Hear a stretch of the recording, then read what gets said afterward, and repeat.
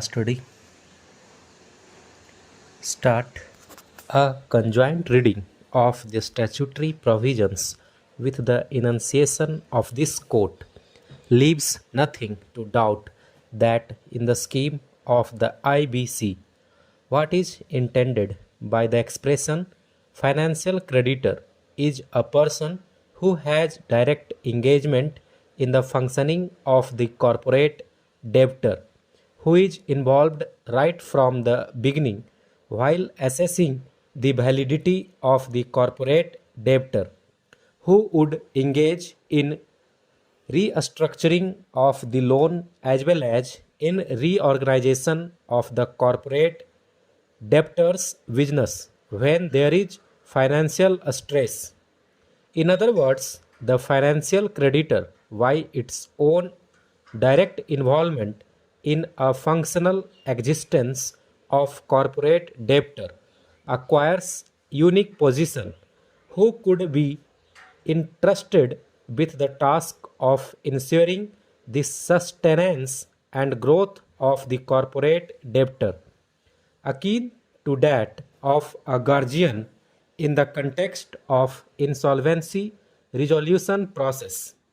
This class of stakeholders, namely financial creditors, is entrusted by the legislature with such a role that it would look forward to ensure that the corporate debtor is rejuvenated and gets back to its wheels with reasonable capacity of repaying its debts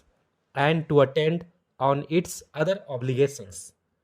Protection of the rights of all other stakeholders, including other creditors, would obviously be concomitant of such resurgence of the corporate debtor.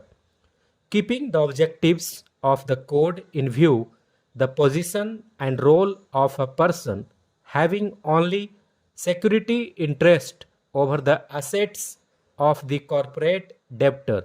could easily be contrasted with the role of a financial creditor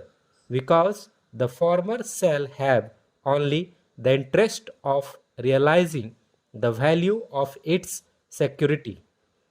there being no other stakes involved, and list any stake in the corporate debtors' growth or equitable liquidation, while the latter would, apart from looking at safeguards of its own interests, would simultaneously be also interested and in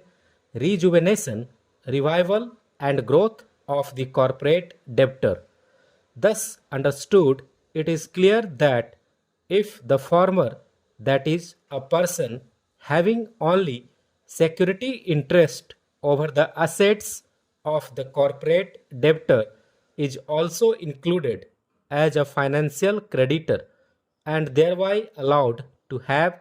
its say in the processes contemplated by Part 2 of the Code, the growth and revival of the corporate debt. Study. Start a conjoint reading of the statutory provisions with the enunciation of this court leaves nothing to doubt that in the scheme of the IBC, what is intended by the expression financial creditor is a person who has direct engagement in the functioning of the corporate